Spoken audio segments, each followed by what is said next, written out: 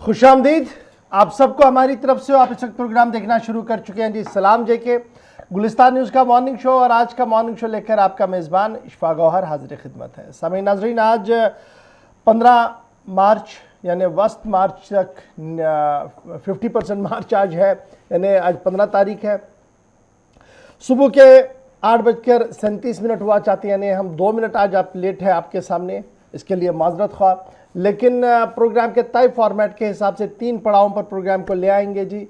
पहले और दूसरे पड़ाव पर जहां जम्मू कश्मीर और मुल्क की सतह की जो खबरें हैं, आलमी खबरें हैं, उनसे आपको बाखबर करेंगे। तीसरे पड़ाव पर 9:40-45 पर आएंगे आप और हम बात करेंगे। आखिरी 15 मिनट जो है वो आपके लिए वक्फ रखे गए हैं। आप अपनी आरा ज़रूर रखिएगा, क्योंकि आपकी आरा हमारे लिए मशअले राह रहती है। तो आज के तय फॉर्मेट के हिसाब से सबसे पहले माजी में आज क्या कुछ हुआ है, उनमें से अहम तरीन वाक़ात की अक्कासी करेंगे गौहर कुछे, जो नई दिल्ली स्टूडियो में इस वक्त मेरे साथ मौजूद है। बहुत बहुत शुक्रिया गौहर। शुक्रिया इशफाक। तो प्रोग्राम की शुरुआत में सबसे पहले बात करेंगे तारीख में आज के दिन के हवाले से। आज 15 मार्च, आज के दिन क्या कुछ हुआ है मुल्क के अंदर और साथ ही साथ दुनिया भर के अंदर। कुछ अहम वाक़ात है जो हम आपके सामने रखेंगे। आज के दिन क्या हुआ वो हम आपको बताएंगे। जी हाँ, आज 15 मार्च 1236 में मशहूर सूफी बुज़ुर्ग, दुनिया भर के मशहूर सूफी बुज़ुर्ग हज़रत ख्वाजा मोहिउद्दीन चिश्ती रहमतुल्लाह अलैह की वफ़ात हुई है। और आज ही के दिन 15 मार्च 1907 में फिनलैंड ख़वातीन को वोट देने का हक़ उन्हें पहली बार यूरोपीय यूनियन ने दिया है। फिनलैंड ख़वातीन को वोट का हक देने वाला पहला यूरोपीय मुल्क बना है। और आज ही के दिन 1919 में हैदराबाद में उस्मानिया यूनिवर्सिटी का इफ्तिताह हुआ है।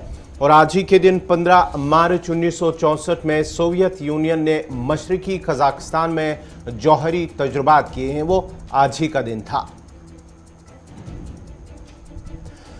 और आज ही के दिन 15 मार्च 1969 में हिंदुस्तानी बहरिया में पहली हेलीकॉप्टर जो दस्ता है वो गोवा में शामिल किया गया है।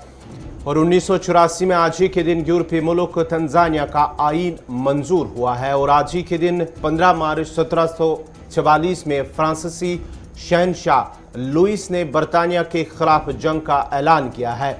और आज ही के दिन 1564 में, यानी कि 15 मार्च 1564 में मुगल बादशाह अकबर ने जजिया टैक्स ख़त्म कर दिया है। तो ये थी कुछ अहम मालूमात जो हमने आपके सामने रखी हैं तारीख के हवाले से। अब बाज़ाब्ता तौर पर प्रोग्राम में खबरों की शुरुआत करेंगे, और खबरों की शुरुआत करेंगे इशफा गौहर। चलिए जनाब, आज सबसे पहले ज़रा बजट का एनालिसिस थोड़ा सा करते हैं। जितनी हमारी बसात है उस हवाले से थोड़ा सा आपको समझाने की कोशिश करेंगे कि कल रात देर गए लोकसभा के अंदर जिस बजट इजलास का दूसरा पड़ाव कल दिन में शुरू हुआ था, और शाम होते होते कल पहले दिन ही जम्मू कश्मीर और लद्दाख के लिए बजट जो आया था उसको मंजूरी मिली। और जब ये बजट पेश किया गया था तब से लेकर आखिर तक क्या कुछ हुआ। मरकज़ी वज़ीर ख़जाना ने जम्मू कश्मीर के लिए 1,12,950 करोड़ रुपये का बजट मंजूर करवाया है कल लोकसभा से। और कल जब तहरीक सामने रखी गई वज़ीर ख़जाना निर्मला सीतारमन की तरफ से, तो उसके तहरीक रखते रखते, यानी जब वो बजट का डॉक्यूमेंट सामने रखा गया तो हंगामा लोकसभा के अंदर हुआ। और कहा गया कि जनाब बजट पर बहस तो कल होनी चाहिए क्योंकि उसको पढ़ा जाए, लेकिन एक सेट प्रोसीजर के तहत जिसके तहत एक मोशन मूव किया गया था उसे माना। और उसके बाद कल 3 घंटे के अंदर अंदर बहस जो है वो इस पूरे मामले पर शुरू हुई है। और अब जब हम बात आपसे कर रहे हैं तो बात ये है कि जनाब बजट ज़ीरो डेफिसिट है, यानी तीसरी बार 5 अगस्त 2019 के बाद जम्मू कश्मीर के लिए तीसरा सालाना बजट ये है। और सालाना बजट जब तीसरा है तो इसके लिए बहुत बड़ी बात यह है कि ये ज़ीरो डेफिसिट बजट, वज़ीर ख़जाना की तरफ से कहा गया कि ज़ीरो डेफिसिट बजट है।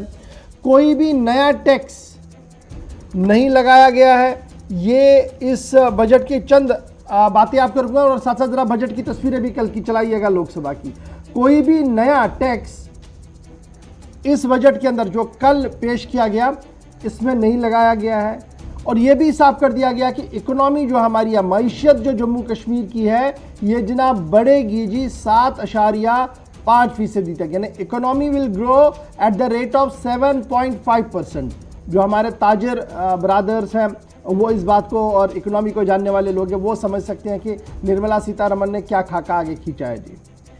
फाइनेंस मिनिस्टर ने कल, जैसे मैंने आपको पहले ही कहा कि बजट सामने रखा तो इकोनॉमिक ग्रोथ जो है वो 7.5% तक लेने की बात उन्होंने कही है।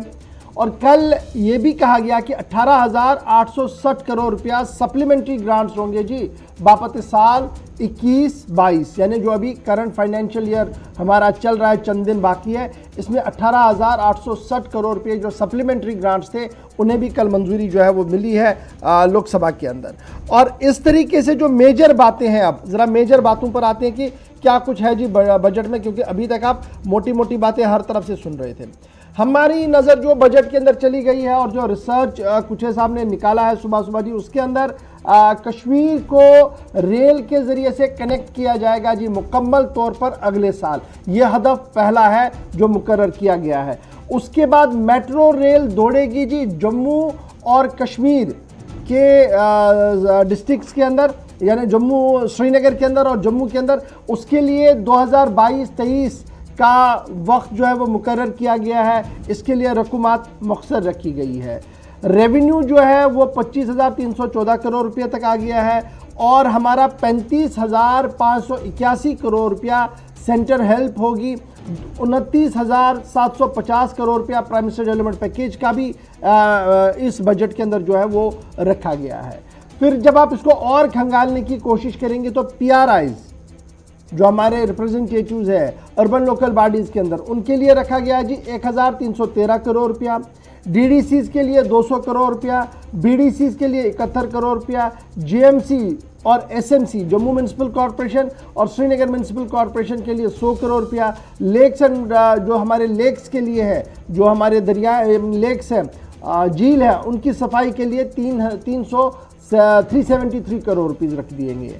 अब मेरी नज़र में दो एलोकेशंस बड़ी अहम है जी। एक, एजुकेशन डिपार्टमेंट को सबसे ज़्यादा एलोकेशन मिली है 11,832 करोड़ रुपए की, और उसके साथ साथ होम डिपार्टमेंट को, दाखिला को 10.831 करोड़ यानी 10,831 करोड़ रुपया होम डिपार्टमेंट को मिला है। 11,832 करोड़ रुपया हायर एजुकेशन डिपार्टमेंट को बजट का हिस्सा चला गया है। निर्मला सीतारमण जब ये कल बजट सामने रख रही थी, जैसे मैंने आपको पहले ही कहा कि 2022-23 में light motor metro rail Srinagar और जम्मू में शुरू करने की बात कही गई है, और जब ये 22-23 में शुरू होगी तो इसका कंप्लीट टारगेट पीरियड जो है वो 2026 कर दिया गया है, और कहा गया कि इससे ट्रैफिक कंजक्शन जो है श्रीनगर और जम्मू में कम होगी। बजट प्रोविजन में CRIF के तहत 400 करोड़ रुपया सड़कों के लिए रखे गए हैं, 2400 करोड़ रुपया जो है वो PMGSY रोड्स के लिए है, 100 करोड़ रुपया नाबार्ड स्कीमों के लिए है, और 28 करोड़ रुपया मुगल रोड के लिए भी मुख्तस रखे गए हैं, क्योंकि उस पर काफ़ी काम अभी बाकी है। इसी तरीके से 70 करोड़ रुपया जो नया सर्किट बन रहा है जी मानसर सुनानसर, इसके लिए, और सूफी सर्किट जो बन रहा है जी, और वाटर पार्क जो बनाने हैं ट्विन सिटी जम्मू और श्रीनगर के लिए, कुल मिलाकर 70 करोड़ रुपया इन चीज़ों के लिए रखा गया है। और इम्पॉर्टेंट चीज़ें और जो मेरी नज़र में इसमें है वो क्या क्या है वो ज़रा फटाफट से मैं आपको बता दें चले। जम्मू कश्मीर बैंक के लिए 200 करोड़ रुपया कैपिटलाइजेशन अमाउंट के तौर पर रखने की बात कही गई है।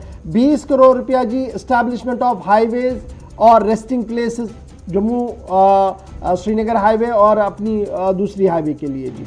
100 करोड़ रुपया फेस्टिवल प्रमोशंस पे, यानी टूरिज्म को इस बार बजट अच्छी मिली है जी प्रमोशन के लिए। 100 करोड़ रुपया दिया गया है कि फेस्टिवल प्रमोशंस करने होंगी, ये टूरिज्म डिपार्टमेंट को डायरेक्टली मिलेगा जी।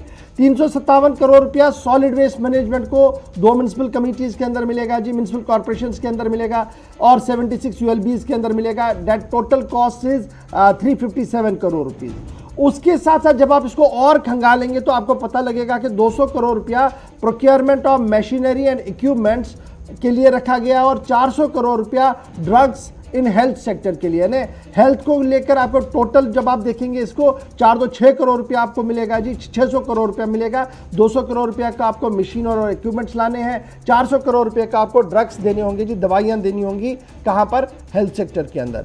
150 करोड़ रुपया रखा गया है जी नई इंडस्ट्रियल एस्टेट्स के लिए, इन्हें डेवलप करने के लिए। 150 करोड़ रुपये, इट्स मीगर अमाउंट, मेरे ख्याल से ये हो नहीं पाएगा, बहुत कम अमाउंट है जहां तक मैं मुबस्सिरीन से बात कर चुका हूं। पावर जनरेशन, कल मेरे साथ जब 5 बजे हम प्रोग्राम कर रहे थे तो कुछ साथियों ने कहा कि जनाब आप पॉइंट छूट गए थे, तो पावर जनरेशन पर जो मुझे रात देर गई मिला इसमें बाद में, इसमें यह कहा गया कि जनाब ये डबल होगी जी आइंदा 3 साल में। जो हमारी पावर जनरेशन है इसको दुगना करने की बात रखी गई है 2 साल के अंदर। यह भी साफ कर दिया गया कि 6 लाख मीटर जो है वो प्रीपेड मीटर इंस्टॉल किए जाएंगे। पहले 1 मीटर लगाया गया था, फिर स्मार्ट मीटर लगाया गया, अब प्रीपेड मीटर लगाए जाएंगे। सिर्फ मीटर बदल रहे हैं, बुनियादी सतह पर आज भी जो गांव देहात के अंदर निजाम है वो बुरा है जी। रूरल कनेक्टिविटी यानी गांव देहात की कनेक्टिविटी एजेंडा पे है, फोकस किया गया है जी हाई एंड टूरिज्म के लिए, यानी जो हाई एंड टूरिस्ट है, जो जिसको लेकर हम पूरे साल बात करते रहे। एक टूरिस्ट वो है जो रूटीन में आता है, दूसरा होता है जो हाई एंड टूरिस्ट है, वो उसकी स्पेंडिंग यहाँ पर काफ़ी अच्छी होती है, तो वो उस पर फोकस रखा गया है। गोल्फ टूरिज्म को प्रमोट करने के हवाले से बातें जो है वो सामने रखी गई है। अब सड़कों की बात करते हैं जी।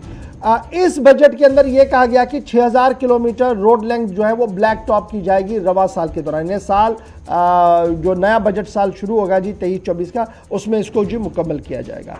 500 किंडरगार्टन स्कूल्स सरकारी सतह पर खोले जाएंगे। अब ये किंडरगार्टन मतलब जिसे आप करेक्ट कह रहे हैं जी, प्री वाले स्कूल्स ये खोले जाएंगे। तकरीबन 500 खोलने की बात जम्मू कश्मीर के अंदर रखी गई है।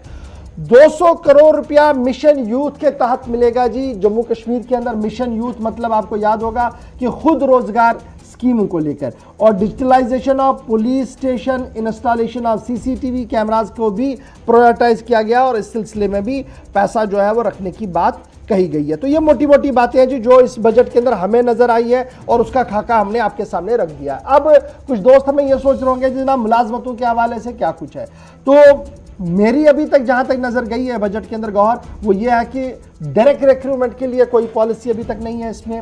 हमारा जो लोकल प्रमोशन है हॉर्टिकल्चर सेक्टर, वो इसमें मुझे मिसिंग रहा, कहीं पर मुझे नजर नहीं आया। हो सकता है कहीं आगे पीछे मेरी नजर में लिखा हो। एक मीगर अमाउंट लेकर जब आप कहेंगे कि हमने पैसा रखा है, जो हम चाहते थे, मतलब जो जम्मू कश्मीर की आवाम चाहती थी कि इस बार एक तो हॉर्टिकल्चर को प्रमोशन मिलेगा बड़े पैमाने पर, और टूरिज्म को जिस तरीके से एक टॉप लाइन पर रखा गया उसी तरीके से हॉर्टिकल्चर को लिया जाएगा। स्पोर्ट्स इंफ्रास्ट्रक्चर की बातें होंगी, वो सारी चीजें जो है वो इसमें मिसिंग है। तीसरी बड़ी बात जो इसमें मुझे लग रहा है जो इमीडिएटली होना चाहिए था, वो ये होना चाहिए था कि नौजवान को रोजगार कैसे मिले। तो उस पर मुझे कल ही इस बात का अंदाजा हो गया था जब डॉक्टर जितेंद्र साहब बात कर रहे थे। वो कह रहे थे एकदम स्टेट के लिए पॉसिबल ही नहीं है कि 100% रोजगार मिले जी सरकारी सतह पर, यानी आपको कमिटेड सैलरी मिले सरकार की तरफ से, ये पॉसिबल नहीं है। लेकिन हम जरूर ऐसे वेज एंड मीन्स ढूंढेंगे कि रोजगार उन्हें मिले, सरकारी नहीं, अगर प्राइवेट सेक्टर में ही सही, लेकिन वो मिले। तो इस तरीके से जो उम्मीदें थी, शायद इलेक्शन इस साल में होना है तो कोई स्पेशल बोनंजा मिलेगा जी, कोई दरवाजे खुलेंगे, वो यहाँ पर नज़र नहीं आया मुझे। और कल जब ये सारी बातें चल रही थी तो हिज़्ब इख्तिलाफ ने मरकज़ी हुकूमत पर ताबड़तोड़ हमले किए। 370 के बाद की सूरत हाल का जिक्र किया गया, स्टेटहुड को बहाल करने की मांग की गई, और ये भी साफ कर दिया गया कि जिस तरीके से कदगनी और पाबंदियाँ लगाई जा रही है ज़राए अबलाग पर, यह भी इंतहाई अफसोसनाक है। बाएं बाजू की जमातें हों, हिज़्ब इख्तिलाफ के कांग्रेस की जमात हो, या नेशनल कॉन्फ्रेंस के तीनों अरकान ने, जिसमें हसनैन मसूदी साहब ने कल फोरफ्रंट पर आकर बात कही है, उन्होंने खाका खींचने की कोशिश की कि किस तरीके से डेली वेजर्स, कैजुअल लेबरर्स और दीगर लोग जो है वो सड़कों पर हर दिन आते हैं, लेकिन सरकार की तरफ से कोई ठोस पॉलिसी इस बजट के अंदर वहाँ पर नज़र नहीं आई है। तो ये तो जनाब थी वो बातें बजट की जो हमारी नज़र में आई थी, जिसको लेकर हमने थोड़ी सी बात आपके सामने रखी है। याद रखिएगा डॉक्यूमेंट जितना हमारे हाथ आया था उसमें जो चीज़ें हमारे हाथ लगी उसका 81 और उसमें जो बातें थी वो हमने आपके सामने रखी है। लेकिन 2-3 फैक्टर जैसे मैंने आपको कह दिया कि वो हमारी नज़र में जहां टॉप ऑफ द एजेंडा होना चाहिए था नहीं। सरकार की अपनी प्रायोरिटियां जो है वो हेल्थ है, सरकार की अपनी प्रायोरिटी है एजुकेशन है, होम डिपार्टमेंट है, क्योंकि फोरफ्रंट पर लड़ना है जी सबने। तो ये जो उनकी प्रायोरिटियां हैं वो भी मैंने आपके सामने रख दी, और सरकार किस तरीके से आगे बढ़ रही है, फिजिकल डेफिसिट हमारा क्या है, किस तरीके से इकोनॉमी को वो लेना चाहती है, उस पर भी एक बात छोटी सी हमने जो है वो आपके सामने रख दी। एक दो चीज़ें ज़रा फटाफट से मैं आपके सामने और शेयर करते चलूँ, क्योंकि कुछ चीज़ें और डेवलप हो रही है। अच्छा जी, बॉर्डर एरिया डेवलपमेंट प्रोग्राम को 600 करोड़ रुपया मिला है बजट के दौरान। 1206 करोड़ रुपया दिया गया है जी Kiru Ratle power project execution के लिए, 1206 करोड़ रुपया। 200 करोड़ रुपया दिया गया heritage preservation development of Sufi religious sites, ये बड़ा अहम है जी, 200 करोड़ रुपया इसके लिए भी दे दिया गया है। और इसी तरीके से जब आप इसको और देखेंगे तो ओल्ड एज होम बनेंगे जी, अब हर डिस्ट्रिक्ट के अंदर ओल्ड एज होम्स बनेंगे। 400 नए और 300 एग्जिस्टिंग पंचायत घरों को रिनोवेट किया जाएगा या बनाया जाएगा, यानी 400 का टारगेट है, जिनमें 300 एग्जिस्टिंग है, यानी 100 नई बनेंगी। 400 नई और 300 एग्जिस्टिंग, इनको रिनोवेशन और नए तरीके से बनाने की बात भी कही गई है। डल निगीन लेक को हाई एंड एजेंडा के हाई एंड पे रखा गया। बजट कितनी है वो मैंने आपके सामने रख दिया था पहले ही। अच्छा, जॉब्स को लेकर एक चीज बड़ी दिलचस्प है जी, वही प्राइवेट सेक्टर वाला मामला यहां पर है। जॉब फेयर लगाए जाएंगे जी, फैसिलिटेट किया जाएगा रोजगार के लिए आपको प्राइवेट सेक्टर के अंदर। यानी जो बात मैं बता रहा था वो सही आ रही है, क्योंकि कुछ चीज़ें और हमारे सामने आ गई है। तो कल ही निर्मला सीतारमण ने यह बात भी बताई कि जनाब हालात बेहतर हो रहे हैं, अब आहिस्ता आहिस्ता करके सूरत हाल तब्दील हो रही है, जो माजी में था वो अब नहीं है। 1 दर्जन से ज़्यादा कानूनों का बराह रास्त इतलाक किया गया है। तो इस तरीके से खाका जो है वो कल जम्मू कश्मीर का वहाँ पर खींचा गया। तो बजट मोटा मोटा क्या है वो हमने आपके सामने जनाब खाका आज बता दिया है। मजीद तफसीलात के लिए आप हमारे राब्ता साइट पर चले जाएंगे, हमारी वेबसाइट पर जाएंगे, जहां पर आपको मुकम्मल डिटेल्स मिलेंगी। जी गौर। चलिए तो बढ़ते हैं आगे। ये बजट के हवाले से हमने आपको तफसीलात फराहम की हैं, जहां तालीम को सबसे ज़्यादा जो बजट के दौरान रखा गया है कि तालीम को मज़ीद फ़रोग़ मिलेगा जम्मू कश्मीर के हवाले से। लेकिन जम्मू कश्मीर के अंदर सरकारी स्कूलों के अंदर तालीम के हवाले के साथ साथ ही जो सहूलियात हैं वो किस तरह की है वो हम आपको बताएंगे, क्योंकि इंटरनेट फैसिलिटी को लेकर जहाँ पहले ही इंतज़ामिया की जानिब से इस पर जोर दिया गया है कि इंटरनेट फैसिलिटीज़ को रखा जाए सरकारी स्कूलों के अंदर, वहीं पर एक रिपोर्ट भी सामने आया है कि जम्मू कश्मीर में सरकारी स्कूलों के अंदर तकरीबन 10% से भी कम सरकारी स्कूलों में इंटरनेट सहूलियात जो है वो है। 10% से कम भी ऐसे स्कूल हैं जहां पर सिर्फ इंटरनेट खदमात सहूलियात है। इसमें से जो रिपोर्ट हमारे पास आई है उसमें से सबसे ज़्यादा जो इंटरनेट सहूलियात सरकारी स्कूलों के अंदर है वो है चंडीगढ़, जहां पर 100% इंटरनेट सहूलियात है सरकारी स्कूलों के अंदर। उसके साथ साथ ही अगर हम बात करेंगे तो लक्षद्वीप के अंदर 93.33% सहूलियात है स्कूलों के अंदर। दिल्ली में 88.18%, केरला में 87.16% सरकारी स्कूलों के अंदर इंटरनेट सहूलियात है। इसके साथ साथ ही अगर हम बात करेंगे जो 10% से कम कौन से ऐसे रियासतें हैं, कौन से ऐसे शहर हैं जहां पर 10% से कम इंटरनेट सहूलियात हैं सरकारी स्कूलों के अंदर, उनमें से आंध्र प्रदेश 9.10, अरुणाचल में 3.44%, असम 4.32, बिहार में 2, छत्तीसगढ़ में 3.35, गोवा में 8.46, जम्मू कश्मीर में 5.18% सरकारी स्कूलों के अंदर जो इंटरनेट सहूलियात है। कर्नाटक में 7.75, लद्दाख के अंदर 1.86, मध्य प्रदेश के अंदर 3.81 और मणिपुर 2.36, मेघालय 1.27, मिजोरम 2.35, नागालैंड 3.03, उड़ीसा 2.72, तेलंगाना 8.03, त्रिपुरा में 1.61, उत्तर प्रदेश 2.94, उत्तराखंड में 6.40 और वेस्ट बंगाल में 9.65। यानी कि इससे आपको अंदाज़ा लगाना है कि किस तरह की सहूलियात सरकारी स्कूलों के अंदर है। जो आज डिजिटल की होती है बात, डिजिटल इंडिया, उसको लेकर इंटरनेट सहूलियात सरकारी स्कूलों के अंदर उसमें सबसे ज़्यादा है लक्षद्वीप, चंडीगढ़, जहां पर 100% इंटरनेट सहूलियात है। चलिए जी, बात बच्चों की हो रही है तो इंटरनेट फैसिलिटी को लेकर आदाद शुमार हमने आपके सामने रख दिए। 10% भी इससे भी कम स्कूल हमारे पास ऐसे हैं जहां पर internet facility entire union territory Jammu Kashmir के अंदर है। और ये जो आंकड़े हमने आपके सामने रख दिए हैं ये सरकारी आंकड़े हैं, क्योंकि ये आंकड़े और ये फिगर जो है कल लोकसभा के अंदर पेश कर दिया गया। अब जरा बढ़ते हैं आगे, बात बच्चों की हो रही है, स्कूलों की हो रही है। तो जम्मू कश्मीरों के स्कूलों के अंदर एक और परेशानी इस वक्त है, वालिदैन और स्कूल इंतजामिया आमने सामने है, क्योंकि फीस फिक्सेशन कमेटी की रिपोर्ट के बावजूद भी प्राइवेट स्कूल जो ट्रांसपोर्ट चार्जेस में कमी नहीं कर रहे हैं और अपनी मन मर्जियां चलाने के बराबर ही काम कर रहे हैं। इसको लेकर अब इंतजामिया हरकत में आई है और डायरेक्टरेट ऑफ एजुकेशन यानी नाज़िम तालीम कश्मीर ने बाज़ाब्ता तौर पर एक हुक्मनामा जारी किया है और ये हुक्मनामा साफ किया गया है कि प्राइवेट स्कूलों के लिए जो बस सर्विस है उसे रिज्यूम किया जाए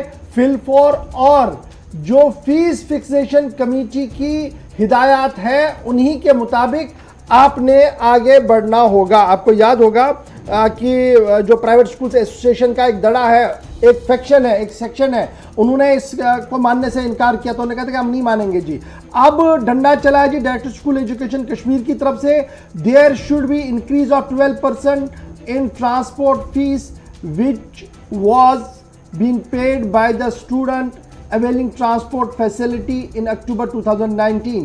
This hike will be operative from the date of reopening of school after winter breaks. ये ऑर्डर आपके सामने है। कल नाज़िम तालीम ने यह साफ कर दिया कि स्कूल दोबारा खुलने के बाद जनाब कई शिकायतें महकमा तालीम को भी मिली, पुलिस इंतज़ामिया को मिली, ट्रैफिक को मिली, जिसके बाद ये सारा देखा गया, ट्रैफिक इंतज़ामिया की तरफ से ये देखा गया कि स्कूलों को जो गाड़ियां दी गई हैं वो सड़कों पर पार्क होती है, वो जाती नहीं है और वालिदैन काफ़ी परेशान है और मुँह मांगी दामों पर जो है वो पैसा लिया जा रहा है। अब ये ऑर्डर जो है वो जारी किया गया है कि जनाब फीस फिक्सेशन कमेटी ने जो रिकमेंडेशन की है उसी रिकमेंडेशन के तहत ही पैसा लिया जाए और अगर कोई भी स्कूल इसे मानने से कासिर रहा तो उसके खिलाफ कानूनी चाराजोई होगी। डायरेक्टर स्कूल एजुकेशन कश्मीर का ऑर्डर आपके सामने है, लेकिन अब सवाल दो इस वक्त हमारे सामने हैं और ये दोनों सवालों का जवाब हम ढूंढेंगे जी। सीधे चलेंगे श्रीनगर, हिलाल हांजूरी हमारे ब्यूरो हेड हमारे सामने हैं। पहले ये हिलाल फटाफट से, पहले हमने देखा कि स्कूल खुले तो सबसे बड़ा मामला था ट्रांसपोर्ट का। दोनों तरफैन के बीच में यानी वालिदैन और प्राइवेट स्कूल के बीच में तालमेल हुआ नहीं, किसी भी तरीके से नहीं बनी बात, तो मामला चला गया फीस फिक्सेशन कमेटी ने। उन्होंने अपना एक रिपोर्ट रखी, इंटरिम रिपोर्ट, जिस रिपोर्ट पर भी सवाल है, लेकिन सवाल खुद प्राइवेट स्कूल एसोसिएशन ने भी खड़े किए, कहा कि हम इनको नहीं मानेंगे, जब हम अदालत जाएंगे। आज जो हुक्मनामा हम चला रहे हैं ये डायरेक्टर स्कूल एजुकेशन कश्मीर का है, जिन्होंने चाबुक चलाते हुए प्राइवेट स्कूलों को कहा है कि आपने ज़ाबिता के तहत ही कार्रवाई करनी होगी, नहीं करेंगे तो आपके खिलाफ कार्रवाई करेंगे। कैसे इस पूरी खबर को आप एनालिसिस कर पाएंगे? देखिए गौर, मैं दो चीजें यहाँ पर बताना चाहूंगा। एक ये कि जो आज रेट कार्ड आया है और FFRC ने इसे पेट किया है और school direction school of education की जानिब से बाज़ाब्ता तौर पर स्कूलों को मुतनबिया किया गया है कि वो इन ऑर्डर्स को लेटर एंड सुपरेट माने, क्योंकि इस पर तमाम टेक्निकलिटीज है। लेकिन मैं एक चीज पहले गोशगुजार कराना चाहूंगा अपने नाज़िम को भी, क्योंकि इससे पहले साल 2019 में अक्टूबर के महीने में जो rate card board of school education और फी फिक्सेशन कमेटी की जानिब से जारी किया गया था, क्या उस पर कोई अमल आवरी जमीनी स्तर पर हो रहा था? जमीनी स्तर पर क्या कुछ हो रहा है? जितना बड़ा स्कूल उतना बड़ा स्टैंडर्ड और उतनी ज्यादा ट्रांसपोर्ट चार्जेस वसूले जाते हैं और उसके बाद पेरेंट्स भी बेबसी का इजहार कर रहे हैं और स्कूल इंतजामिया भी उन्हें ट्रांसपोर्ट फी के नाम पर लूटे जा रहे हैं। यानी अगर 5-5 किलोमीटर की डिस्टेंस पर दो स्कूल है, एक छोटा स्कूल है और एक बड़ा स्कूल है, बड़ा स्कूल 2000 रुपए मान लीजिए कि वो चार्ज करता है, जब छोटा स्कूल 600 से 800 रुपए चार्ज करता है। ये डिफरेंस क्यों? अगर गाड़ियां भी सेम है, ड्राइवर भी सेम है, तेल भी वही डाला जाता है और डिस्टेंस भी सेम है, तो फिर क्या वजूहात है कि एक सेम डिस्टेंस पर दो टैरिफ के हिसाब से यहाँ पैसे वसूले जाते हैं पेरेंट्स से? क्योंकि जो बड़े स्कूल है वो ऐसी मनमानियां करते हैं और नतीजा ये है कि फिर इस रेट कार्ड की वायलेशन हो जाती है। नंबर एक। नंबर दो, जो स्कूल एसोसिएशन है यानी प्राइवेट स्कूल एसोसिएशन थी, उनकी जानिब से जो एनालिसिस पिछली बारी की गई थी, उनका मानना है कि हमने इससे टेक्निकल बुनियादों पे बनाया है तमाम तेल को भी नजर में रखा, ड्राइवर का चार्ज नजर में रखा, मैकेनिकल का चार्ज भी नजर में रखा, और उसके साथ साथ जो गाड़ी है उसको भी जेर नजर रखा है। लेकिन क्या इसका मतलब ये है कि जो फी फिक्सेशन कमेटी ने ये रेटनामा दायर किया है, जो उन्होंने रेट कार्ड बनाया हुआ है, उन्होंने इन पहलू को नहीं देखा होगा? बिल्कुल देखा होगा। लेकिन अब देखने वाली बात हो, अब जब ये दोनों कंट्रोवर्शियल है, आपस में मुखालिफ है, अब देखने वाली बात होगी कि कितनी एक्शन ली जा सकती है ऐसे स्कूलों के खिलाफ जो ऐसी मनमानी करते हैं। और ये मनमानी बड़े दावे के साथ हम कह सकते हैं कि बड़े स्कूलों से ही शुरू हो जाती है। हिलाल, आपसे जानना चाहूंगा, चंद रोज कबल ही यानी कि 2 दिन पहले ही जो प्राइवेट स्कूल एसोसिएशन के जो सदर हैं उनकी जानिब से कहा गया है कि जो फी फिक्सेशन कमेटी की जानिब से जो ट्रांसपोर्ट फी को लेकर जो रेट मुकर्रर की गई है, उन्होंने कहा कि वो उन्हें कबूल नहीं है। और ये साथ ही ये भी कहा है कि फी फिक्सेशन कमेटी के लिए दायरे इख्तियार में नहीं है कि वो प्राइवेट स्कूलों के ट्रांसपोर्ट को लेकर वो फी मुकर्रर करे। हाँ, देखिए गौर, इससे पहले जो रेट कार्ड आया है साल 2019 में अक्टूबर के महीने जी, तो फिर उस वक्त क्यों कोर्ट के खिलाफ नहीं गए? क्यों उस वक्त वो कोर्ट में नहीं गए? उस वक्त क्यों नहीं कहा कि हमें ये कबूल नहीं है, ये फी फिक्सेशन कमेटी या फिर बोर्ड ऑफ स्कूल एजुकेशन ने इस तरह के रेट कार्ड्स जारी किए हैं, हम ये मानने वाले नहीं हैं, ये ऑथेंटिक नहीं है, ये ऑथराइज नहीं है। ये साल 2019 से ही चल रहा था और आज इसमें एक तरमीम लाई गई है या इसमें कोई तब्दीली लाई गई है। और इस तब्दीली को, इस चीज को लेकर जब हम इस पूरे मामले पर गुफ्तगू करें ना, तो बड़ी दिलचस्प बात सामने आ रही है। मुझे कुछ जिम्मेदारों की तरफ से लिखा जा रहा है इस वक्त सोशल मीडिया पर, जनाब आप जिस बार बार ये कह रहे हैं कि प्राइवेट स्कूल एसोसिएशन, जरा ये भी बताइए कि जिस एसोसिएशन ने इसका ये जिक्र किया कि हम कोर्ट जाएंगे, उनके साथ कितने हैं?